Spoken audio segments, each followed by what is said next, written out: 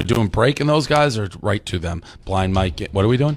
We're going to do a quick break. Why didn't I hear you say that, Frankie? It goes to Riggs, Oh, I think, but okay. usually it would go to your... All right. We're going to do a quick break. I know Kirk loves that when we have him call in and then we make him wait. So we're going to go to break really quickly. We'll be back in a couple minutes. We've got Kirk Minahan and Blind Mike.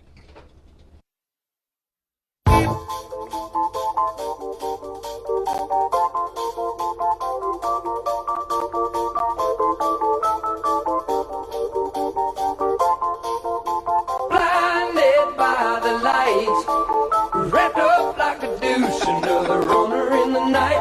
Blinded by the light, wrapped up like a douche, another runner in the night. Blinded by the light, wrapped up like a douche. All right, we are back.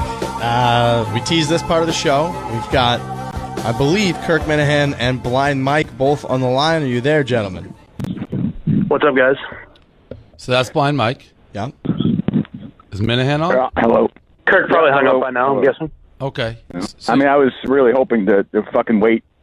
Like, who produces this fucking? I'd wait 7 minutes. told you. I told you you could- What are you doing all day? You do one podcast. That's I mean, that's it. What else are you doing? But I mean, why don't you? I mean, who runs this? I mean, listen. I've been on your program as a favor when it was you guys were on EEI, and you always made me wait.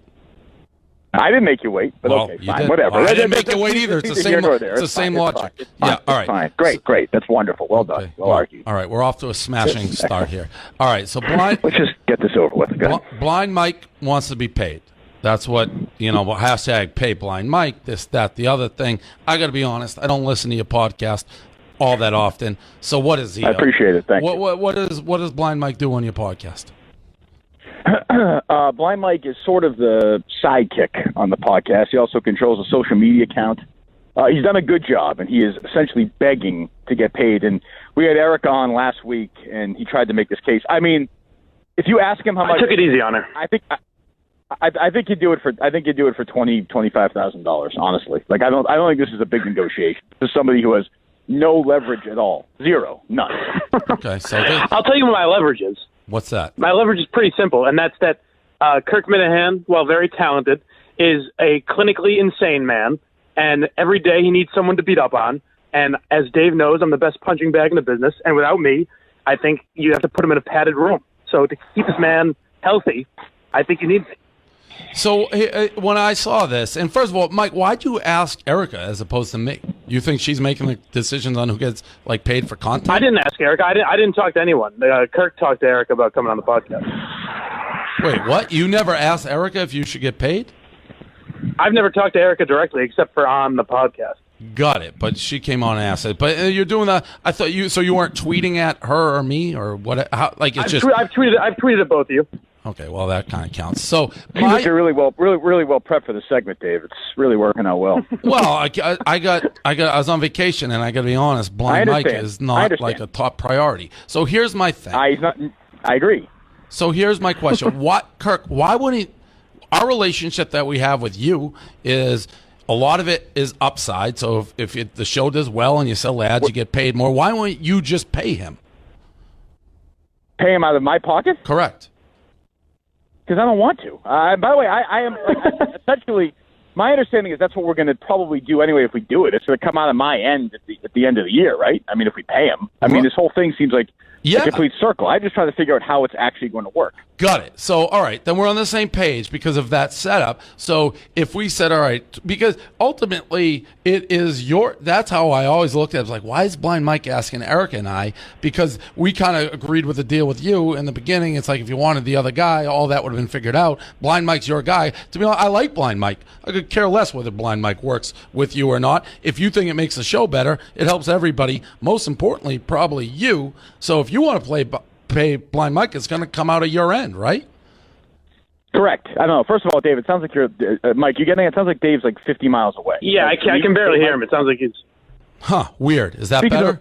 Speaking to the microphone. I am. My face is basically a fellatio in the microphone. It is, Kirk. Come on. There you go. All right. So we're on the same page. So, Blind Mike, the question then really should be: Does Kirk want to pay you? Yeah, that's the vibe I've kind of gotten is that he's been waiting. he's just been waiting for me to figure out that it's him that I really need to be asking, and I'm just too scared to do it. Correct. But, yeah, I mean, It's not even that. It's not even that. My question is simply, I just need somebody in whether it's Erica, whoever is there, just to walk me through it and negotiate. I don't want Dave. I don't want to fucking sit there and negotiate Blind Mike's contract. So have somebody do it. If it makes sense to me, I'm already paying my producer way too fucking much. Well, you just pay him. said it. Hold on. You said 25 grand. No, but I'm saying, but he's not I'm talking my producer, Steve Robinson. I know you don't know either. We're paying him a fucking shitload. We're paying rent at this fucking place we're at. I'm bleeding out the ass, and I get this fucking guy Murchison ripping off fucking advertisers left and right. I'm going to lose money on this fucking deal. I walked away from like a fucking $1 million a year. Now I'm paying Blind Mike, and I'm paying a fucking producer and a fucking studio. I'm literally going to be losing money here soon enough. You know what it sounds like, Blind Mike? You're not getting paid. I mean, it's very simple economics. Because let me tell you this: if Kirk's losing money, guess who else is losing money? Us. So, I mean, why would we ever pay you? You're not in a great negotiation position when the guy whose show is saying, "I'm going to be losing money myself." Well, then we can't pay you, Blind Mike. Here we go again. Yeah, but then I just can't do the show then. Like that's the only thing. I think the show is worse without me, honestly. Well, it's not. It sounds like it's not working with you if we're going to lose money. We're not losing money. Yeah, I don't know. That I don't know about. Well, I'm just a little exaggeration for effect. My point is, we need to figure out. Mike has never told anybody, whether it's me, whether it's Erica, whether it's anybody, what he exactly wants. How do you negotiate with somebody who doesn't tell you what they want? Mike, how much do you want? Mike, how much do you want? How much do I want? Yeah, that was the question. 45,000. That's crazy. I mean, that's crazy. All right. Well, what do you think is a fair number?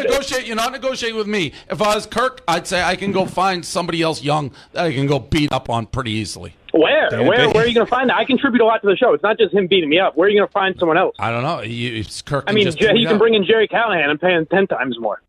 Well, I don't. I mean, who said we were doing that? I'm just saying. I'm not sure that negotiation play, Mike, is a great one. Yeah. But I would say, but if he's saying 45,000, my guess is he would take 28,000. I mean, this is somebody with literally no other options. I mean, he doesn't have another option in the world. Again, very loyal. I appreciate it. But I mean, no, he doesn't. But I'm just saying that only he's been really loyal. I like him. He's doing a good job on the show. Dave, I know you don't listen. Okay, hold on. I think a lot of people are enjoying the podcast. He's playing a big role in it. I'm enjoying doing it, and I want to keep him around. But, at some point, you're a business guy. Like, the overhead is the overhead. All this stuff, and this is sort of the thing, and you've had to deal with it as well, sort of people with their hands out. Pay me, pay me, pay me. Well, like, you're just trying to do a fucking show. That's absolutely. And you are in a situation that's similar. This is set up where he has skin in the game. I would probably set this up on a very low risk situation for you, Kirk, and say you're not going to get much. Hey, if we start selling ads and this gets successful, then you can get a cut. And then, to be honest, for both of you guys, which we've talked about with this other person the merchant, whatever, who doesn't like you, Blind Mike, you're very quick to say, oh, we got to go after this guy. Well, guess what? From what I've heard, this guy's going to make it very difficult for you guys to get advertisers. Guess what, Mike? You don't get paid. So you guys figure out how you want to work that dynamic. I don't give a fuck. This is your show. We want to make money, but it's up to you guys. You got to make money to pay people. That's how the world works. Yeah, I agree with that. And just to correct one thing, I wouldn't say I've had my hand out. I've spent like $60 a day getting to the studio every day. But it just needs to be feasible for me to come in. Where are you coming from? It's like a 25-minute Uber ride every day. I don't drive. He's blind. He's blind. He can't drive a fucking car because he's blind. I have a blind fucking co-host who can't drive a fucking car. I feel like Dr. Phil here. This is you two have to negotiate a number you're comfortable with. Who fucking... I didn't ask to come on this fucking show. You wanted to have me on today. Blind Mike makes it seem like you guys are aligned. What I would do is say, if the show's successful, I'd do very small, and if we start selling ads, Kirk makes more money, and then Blind Mike can make some money. Try that other mic. I think your mic might be broken. Can you guys hear me? Nobody could hear me? I think that's better. I can hear you. You're yelling about... Well, first of all, we've Murchison... I know we got one guy drop. We've had plenty of ads. People really seem to enjoy the podcast. We're going to sell it and be very successful. I have no doubt about that. But you're right. But here's the thing, Dave. I'd happily give Mike a point or two of my ad rev slice, but I don't think, which I did to my producer to have him come here, but I don't think he's willing to wait so that payout comes out, whatever it is, in February, March. I don't think he's willing to do that. I'd be willing to give him a point or two and bank on his talent and bank on the show being successful. I Right. have no issue doing that, but I don't think he's willing to wait. That to me seems like a reasonable. Totally. I mean, if the show does well, that's legitimate fucking money. Totally. And if I was in his shoes, that's the option I would choose if given the two. I think it's the better of the options. But if you're not willing to wait, then I say take a hike. I don't know. I understand you got to live, you got to eat, but it seems like a short-term thing to and if the show's not working, then you can't, and you're not getting the ads, you can't reasonably say, well, I want to get paid, because then you get into the business of, well, everyone wants to get paid, but you got to be making money to pay people. Right. I don't know the show's. I don't know the show's financial situation, but yeah, I basically need to decide if I can keep doing the show. Like, basically, I need to get paid so I can keep doing the show. That's essentially what it comes down to. Well, but you said 45 grand. You don't need 45 grand. Where'd you pull that number out of the hat? I mean, I think I contribute a lot to the show, so I mean, So I think yes, that you pulled sounds it out like of a a hat. reasonable number. I don't know what they make. I would, you know. But not a great negotiator here. What is your bare? I think you're missing it. There is no negotiation. What is the bare minimums you need to survive till you can get to the point where you get a point or two of the revenue share? That's what I'd be looking at. What is the minimum you need to survive till you can see if this show's going to work and bring in the money you need, which will have higher upside probably than 45 grand. If we can do that, if I can get something of the ad revenue, I could do the number that Kirk talked about at like 28. You guys can figure it out. I think the long and short of it is it's a Kirk Minahan podcast, and it's a decision. And I would judge it the same way that Kirk is judging it. Really, it's like, all right, well, how much do you bring to the show, and how much is it going to cost? And if we get the ad revenue, what do I want to give away? Yeah, I mean, yeah, I don't know whose decision it is. That was my problem. I've never known who to talk to. Or It's Kirk's. Okay. All right, well, he's my going to get show, some Mike. annoying we text talked then. about this. I don't know. You know, the only thing I'd say, Dave, is like I talked about today in the podcast. I talked to Erica about it. You know, I mean, I hope and I suspect you guys will be aggressive in defending me against Murchison. I suspect that'll happen, knowing you. Meaning what? Meaning that if he continues these attacks, Well, he's definitely going to continue the attacks. He's definitely going to continue the attacks. I know that better than anybody. Yes, Right. he will. And So my obviously, from what I've learned about it, if you mention his name, it increases his attacks more. I hate everything about it. I wouldn't, and I haven't told you not to talk about him. It is the same business situation. That is your podcast, basically. I don't know who, like, I know the story. And obviously, EI got very cold feet. We're not EEI. Barstool gets attacked by everybody. This guy sounds like a next level in what the time he has Correct. and the resources and all that jazz. It's an interesting thing because the way I look at it, which is not too different from what I'm saying here, in this situation, how much you make trickling down to the people you work with is directly reflective of how much ads we can sell. If he's successful at getting people to pull your ads, you're going to have a decision to make. That's it. Nobody will be making money. But I'll never tell you, Kirk, don't talk about it, but just know the financial ramifications. Well, I'm not. Yeah, Well, like I said today, I'm happy to make that trade off. And if it comes down to it, as I said to Eric, I said on the podcast today, if it gets too difficult for you guys, we have to figure out a way for me to move on. That's fine too. Like I'm not. This is not like, you guys have been great. It's not like Entercom or EI were a bunch of pussies. You guys have had my back, and I appreciate it. But if it gets too difficult for everyone 6 months, 9 months down the line, well, it might be an issue. Right. Well, I mean, it would be an issue. Again, if he's able to go around and get every single one of our advertisers to cancel, yeah, that's not what you want. I don't think it's going to get there because we're different than EEI. I agree. And I don't think it's been nothing to the size that it was at EEI. I mean, we've had one company bail. It's not like it's been this mass exodus or anything. It's been fine. Right. But I'm just saying I know this guy better than anybody, and the idea that he's just going to, if I never mention his name, he'll just go away. That's not how it works. I know this. This is something that eventually I think is going to cause you to lose your fucking mind at some point. I'm just telling you. Well, it may. I mean, again, am I going to go out of my way to trash this guy or say when he's no, I'm not. I'm not going to do that. Am I going to tell you not to talk about him if you absolutely feel it? No, I'm not going to do that. But for every decision, there's ramification. I get it. It's a horrible thing. I wouldn't have it. I think Barstool is more like people call our advertisers all the time. People hate me. They don't like me. So those calls come no matter what. Adding another person to the list probably isn't the end of the world. I think, to be honest, you're more at risk. Your specific podcast of him calling and trying to get people off, Correct. whether he's successful absolutely. or not. Right. So that's just where it goes back to the original. That you may be right. You may look at it, not Barstool, say, listen, these advertisers, every time I do something, he's getting them off. I'm better off doing subscription. I can't rely on advertisers. Obviously, that changes our relationship and what it does. But to me, these are all Kirk Minahan decisions. I will never, because I fully believe you're in the right here, I will never say to you, don't, if it's on your chest, talk about it. That's the difference. You won't have that from me. But it comes down to dollars and cents a lot of times in these. And Blind Mike being the most obvious example. He wants to get paid. It's easy, but hey, Blind Mike, you need to live. Do you want to talk about this guy when he's going around trying to cancel your lifeblood? Those are the questions you'll have to answer.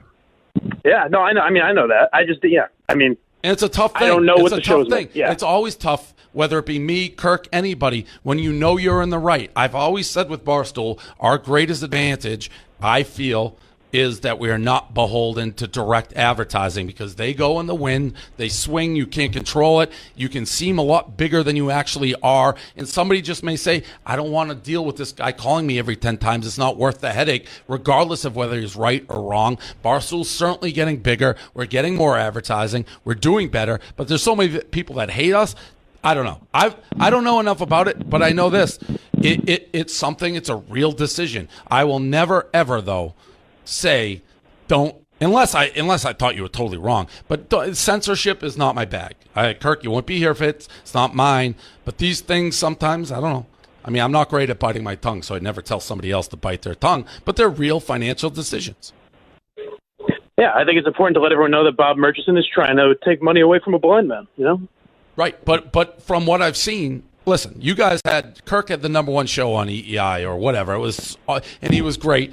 Whatever he was doing caused them to basically blow up their radio station. I'm sure that wasn't the first choice. So No, correct. That's correct. But I think a big factor in that, as you just outlined, is in dealing with Erica and you on this is, like I said, Entercom was a bunch of pussies who bent over, and that cost them, and you guys aren't going to do that. But, I mean, again, we'll see what happens. I'm not, as I said earlier today, it doesn't, whatever happens, no big deal. Well, let me ask you this, hard Kirk. feelings. What, and I'm not saying it happened, and let's say we have ABC advertiser, right, that spend $50 million, and this guy is able to infiltrate them somehow, and they call us and say, either you get rid of Kirk Minahan or you lose $50 million. What would you do?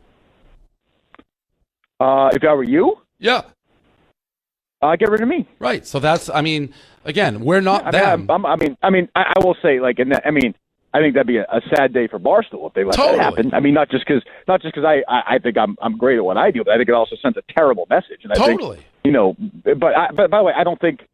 Maybe I'm wrong. I don't think that's going to happen. No, that was an extreme hypothetical. I'm just laying it out. But if that, yeah. Well, I mean, but I would say if somebody called up and said, hey, $75 million, we get rid of Dave Portnoy, they'd probably say, well, maybe we have to get rid of this guy. I mean, that's life. And I've said that at times to people that churn in. Granted, I'd want money, but like, if you think this company can be better without me, I'll gladly go away. Of course. Right. So it's business. There's business on both sides. And weirdly, though, with this relationship that we have, you're almost, how do I say it, the first line of defense. Like, you're going to feel it on the pocketbook before probably we are. So the decisions, of course. Right. So the decisions you make will largely play out how this thing. But I have support your back. You do what you do, and the ramifications, both positive and negative. It's a crazy thing. I've dealt with it throughout my career at Barstool, where people who have make it, who really you don't see eye to eye, and you can say they're crazy, whatever it may be, but small people in this social media age can make it seem like they carry a lot more weight. And frankly, there's bigger companies like, what's the headache? If we don't advertise with these guys, there's 10 other companies like them we think we can get to. So that's absolutely right. That's absolutely right. And again, this is, I would say, between the Blind Mike thing, between your take on Murchison, probably the least encouraging phone call I've had since I joined Barstool. So I appreciate that. The least encouraging. Why? I mean, totally least encouraging, because it's basically like, hey, you're on your own. Good luck. You're fucked. Whatever. No, this but guy's you're gonna ruin your life. you're not on your own. I'm really fucked. Fire this asshole. Yeah, I mean, I get it. It's no big deal. You're not on your own. Wonderful. You're not on your own I at all. waited during these fucking commercials for this phone call. It's awesome. The other guys have been electrifying in this. What do you want? What do you want me to do? Have my face painted with Minahan on it and Minahan flags everywhere? I'm rooting for you. I do what you want to do. No, absolutely not. I'm on my own. I got it loud and clear, boss. I'm on my own. That's why I like it. You're on. We're paying. I don't want to make. We're still paying you a lot of money. I agree. I think so far I've done a good job for you. I'm happy to do it. Absolutely, I'm happy. I'm happy. It's just Blind Mike. I mean, the hashtag pay Blind Mike. It's well, all right. Well, if the show's successful, it got like 6 tweets. All right, Let's not that's make fair. it out like That's it wasn't me. It wasn't me too. It was it got like fucking 8 tweets. I'm happy to pay Blind Mike, but like I said, it cannot be this sort of thing where hey, you're now a salaried person. There has to be some sort of incentive. Whether it's, and by the way, my contract also has a slice of the of t-shirt stuff as well. So if he wants a piece of that, he can have a piece of that. Like I'm not. Again, you have to be. Especially when we're doing this with this podcasting, regardless of advertising is advertising, there has to be some creativity involved. It's not your traditional fucking contract. 100 billion zillion % agree. I couldn't have your back more if I was in your asshole right now. So I am all in on the Kirk Minahan. Now you've gone the other side. No, I agree. That's the decisions we face. Everybody thinks this is La La Land and they don't know where the money comes from. It's like, you have to make money. We are a for-profit business. I've said that from day one with Barstool. This isn't a charity. And yeah, Blind Mike, you're blind. I'd love to pay you and help a blind kid out, but we got to make money here. Yeah, I understand that. I never knew that was an option. So now going forward, I know what to look for. Really, I've never done this, so I don't know what to ask for when I'm trying to work for a podcast. I mean, listening to this guy for the last 20 minutes, Dave. I mean, can't you tell why I should pay him? I mean, what a fucking electrifying sight. Listen. Blind Mike, we moved to New York and we left the blind kid still in the office. He was showing up for a week straight. Nobody was there in Milton. So there's a reason. I mean, you got to make decisions. But according to Blind Mike, and I do see his tweets, without him, your show wouldn't exist, according to him. No, yeah, absolutely. I never had the success ever in the show where Blind Mike showed up. There's no question. We'll figure it out. We'll figure it out. I'm not. Yeah, we'll figure it out. I got to tell you, Blind Mike, I owe you an apology. I didn't even consider the fact that you can't drive yourself to work because you're blind. I didn't even. Thank you. Why is he And spending so much money on Uber? Yeah, I thought, why doesn't he just do something? Then I just didn't even think about it. I apologize. Well, there's got to be some. There has to be some charity or somebody who drives blind people around, right? I mean, that's the other. There's got to be a shuttle you can get Uber, on or something. Yeah, this handout Uber sad sack routine, like it's like I mean,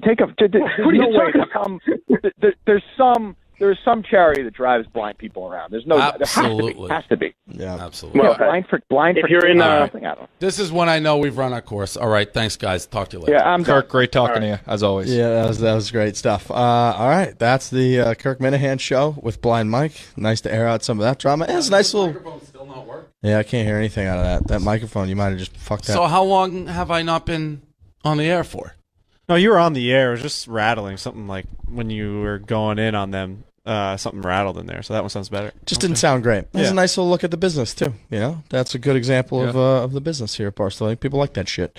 All right. I mean, he's right. That is a tough, fundamentally speaking, he answered it himself. Fundamentally speaking, you don't want to censor yourself. You don't ever want to, you want to be true to yourself and not tone it down. But it is a business. People, it is a business. It's a fucking business. you got to put bread on the table. You got to pay. Yeah, Blind you Mike. got 250 people here. We have a big fucking salary. Wow. Yeah. There's a lot. Bills have to be paid. And that's almost like, not to go full circle, but like the Francis shit when he gets everybody in trouble and everyone's like the best friend is, guess what? Like if a $2 million advertiser pulls out, it hurts everybody because somebody's just a fucking idiot who doesn't really care about like everybody else. It's all part of the big show. All things that go on in this monster brain that nobody gives me credit for. You think I'm on vacation? No, I'm sleeping with one eye open. With that, we are going to go to our final break of the show.